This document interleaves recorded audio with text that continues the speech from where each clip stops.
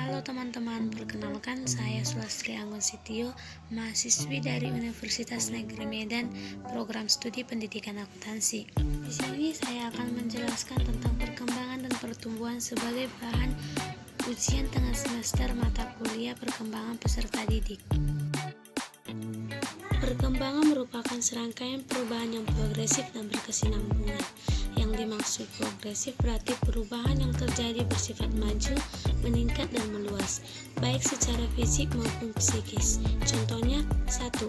Perubahan proporsi dan ukuran fisik, yaitu dari pendek menjadi tinggi. Kedua, perubahan pengetahuan dari yang sederhana sampai kepada yang kompleks, yaitu mulai dari mengenal huruf sampai dengan kemampuan membaca buku.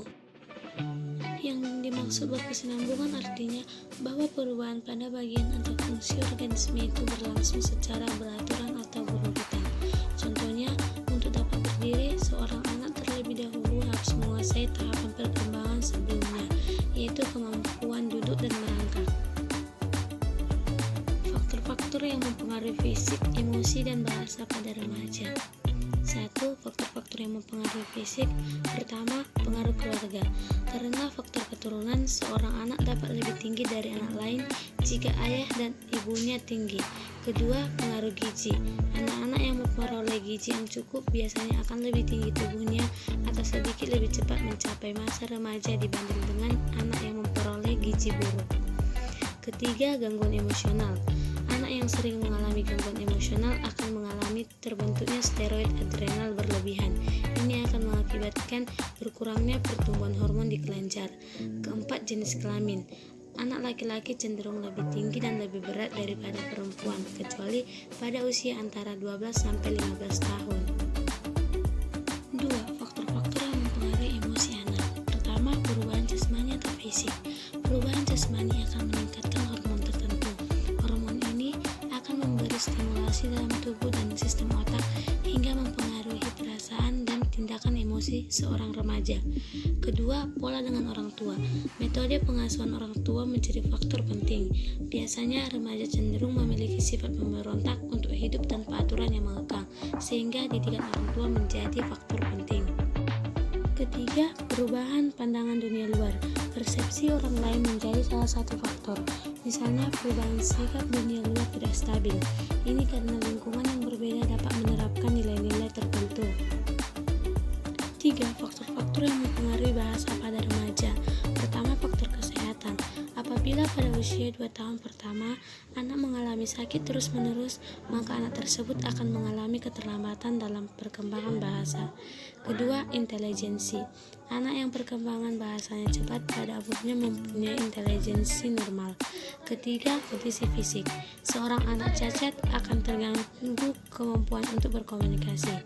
Keempat, kondisi lingkungan.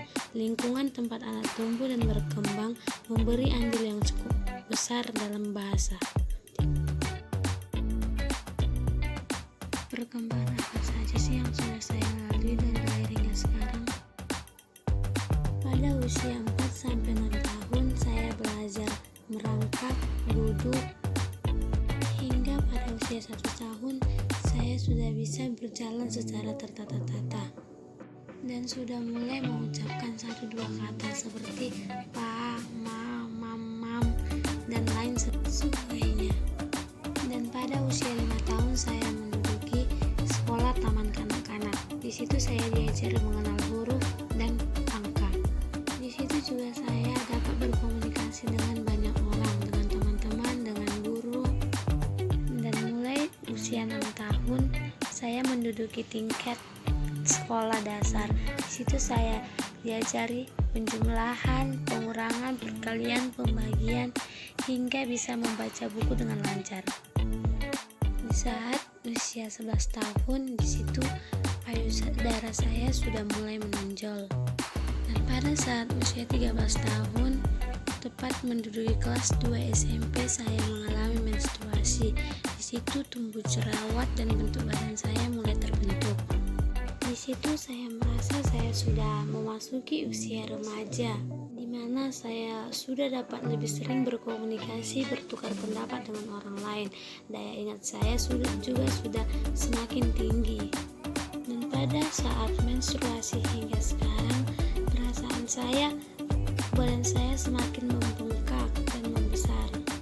Dan memang itu kenyataannya, berat badan saya sudah melewati batas normal. Dari SMK hingga memasuki kuliah semester awal ini sudah banyak sekali pertumbuhan yang saya alami hingga saya sudah dewasa saat ini, baik dari jasmani dan rohani. Itulah perkembangan